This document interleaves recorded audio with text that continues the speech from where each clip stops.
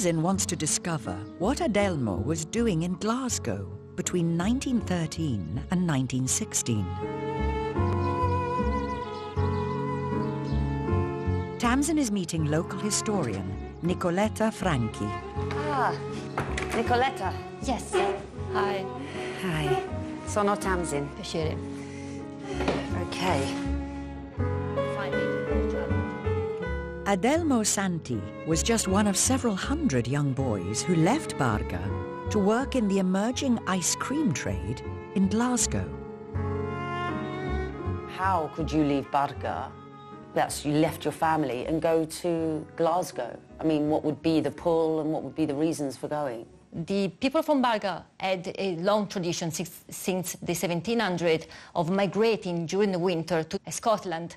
Most of the people that actually emigrated were coming at a farm background, and by the end of December the harvest is finished, and therefore there's not much to do during the harsh winters. And so I think your great-grandfather was actually in this trend. It was coming from a place that was 8,000 inhabitants, whereas Glasgow was 750,000 inhabitants. It was the second city within Great Britain, so that was one of the main attraction points.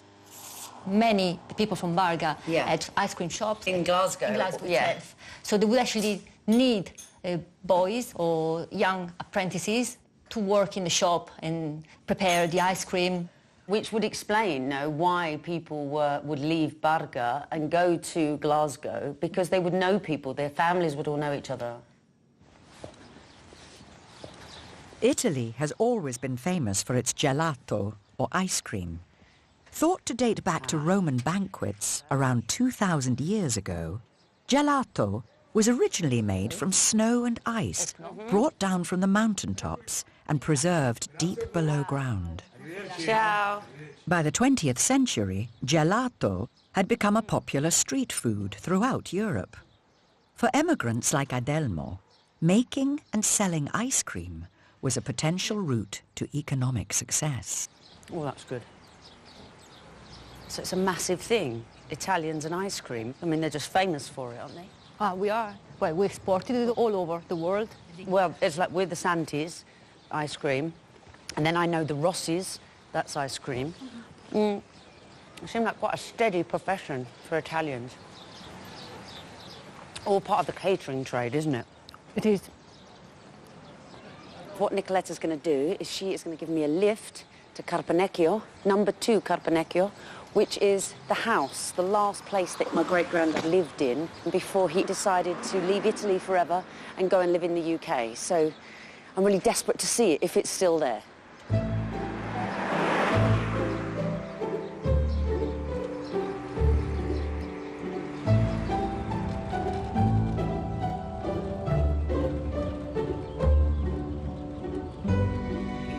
This is where Adelmo, my great-grandfather, came from, in a hamlet or a village. Being in a remote place up here, on the side of a hill, kind of makes you think, going all the way to Glasgow. Must have been a massively brave move.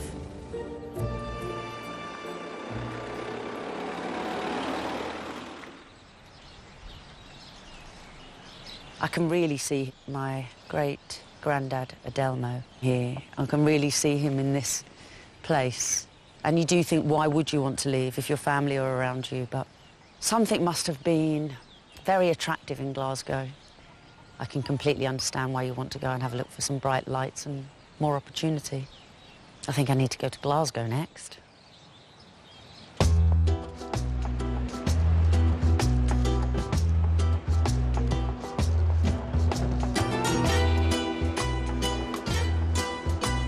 By the time Adelmo arrived in Glasgow in 1913, there were several thousand Italian immigrants living here, and more than 300 Italian shops and cafes selling ice cream in the summer and fish and chips in the winter.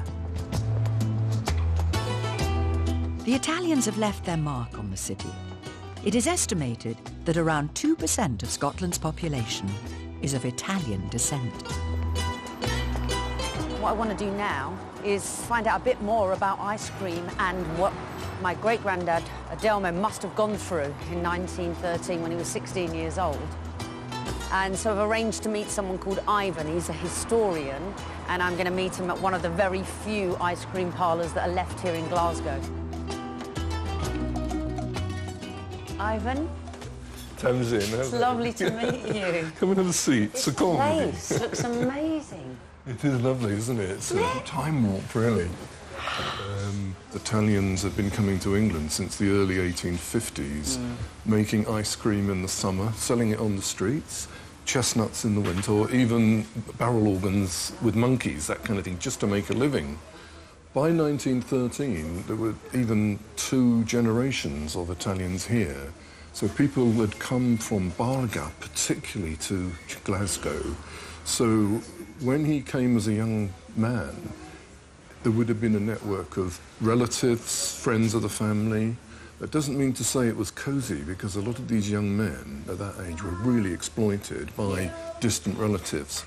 Now, I've got an amazing thing here for you. Let's have a look. This is the Bible for Italian ice cream makers from this period. It's an amazing book. It was written by a man called Pino Grifoni. And it was published, look, in 1911. Yeah. So that was just before Adelmo came here. What you're looking at here is something which is probably like the premises that Adelmo worked in here in Glasgow. What would they have called that, a parlour? Well, this is called a laboratorio di gelato. Laboratorio. A laboratory of gelato. What I find baffling is, how do you do this without freezing equipment? OK. This is actually the sort of equipment that Adelmo would have used when he first came to England in 1913. This is an ice cream maker. This is the wooden pail, and this is called the sorbettiera, which is made of pewter. And I'm going to get you to actually make some ice cream using the sort of method that he would have used himself.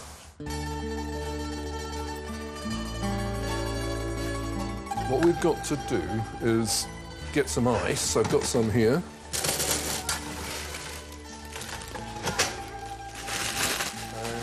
I've also got this thing here. Oh, can I do that? You're going to. If you can, not too forcefully. OK. But just try and crush it up a bit, OK? Now, you've got to whack it harder than that. Satisfying. That's brilliant. Basta. You enjoy that. Finito. Next thing, I'm going to... When Adelmo first learnt to make gelato, blocks of ice were broken up with hammers and packed between the walls of the wooden pail and the inner metal container. Put your salt in again now. Adding salt to the ice brought the temperature down to well below freezing Just a point. little sprinkling. Now the business of making ice cream can begin. Be quite generous. I've got to put some over my left shoulder. Just But the ice cream is going to be made from what your great-grandfather would have called fior di latte, which is actually a very thin cream. Right. Pour that cream into your ice cream maker there. So Okay. just put the lid down, pour it in, OK? OK. Now, the other ingredient, the most important of all, is this, which is sugar syrup. Wow. You can't make ice cream without sugar, so I've got about half the quantity of sugar syrup to cream. Gosh, that's syrupy. Let me show you the 2 things that he would have done. First of all, the first thing is, once it's generally mixed up, you spin it like that, OK? Keep spinning it, and it's going to whirl around, and it's going to mean that the cold is going to work through the whole mixture. OK, now if you take the lid off, OK, now look in there. Can you see now that it's really beginning to freeze hard? Yeah. OK?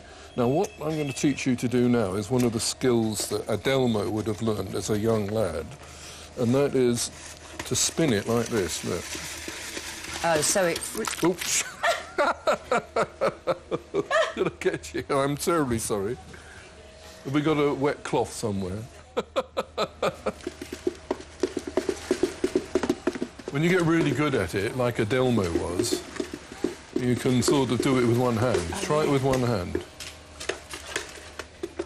Ah. Okay, now what you're doing now is you're getting air into the mixture, okay? You've got this in your genes, I think. Looks like it. Okay, I think you're there, actually. When Adelmo was making ice cream in Glasgow in 1913, the cone, as a way of serving it, just come in. Oh. Most of the ice cream vendors were selling their ices in these little things, which are called licks. Licks. You've got a penny lick there, because that gives you a big helping. Mine is smaller, it's called a halfpenny lick. Right. And what you actually do with these is you're serving them ice cream on there with a spoon, and you give it to your customer, and they lick it off, and then they give No you... spoon? No, no spoon, you just lick it off. And then you give the glass back to Adelmo, and he washes it and gives it to the next customer. But let's serve it out. I think the ice cream is really perfect now. I get it like that, and I try and get it to form a little kind of pyramid. So you hang on to that. I'm going to serve myself Quite uncouth, just licking it a off. halfpenny worth. Doesn't feel right. Salute, eh? Salute. Go on, do it. I can't do it in one go. Mmm. Mmm. We made that? Mmm. Wow, that's gorgeous. Mm.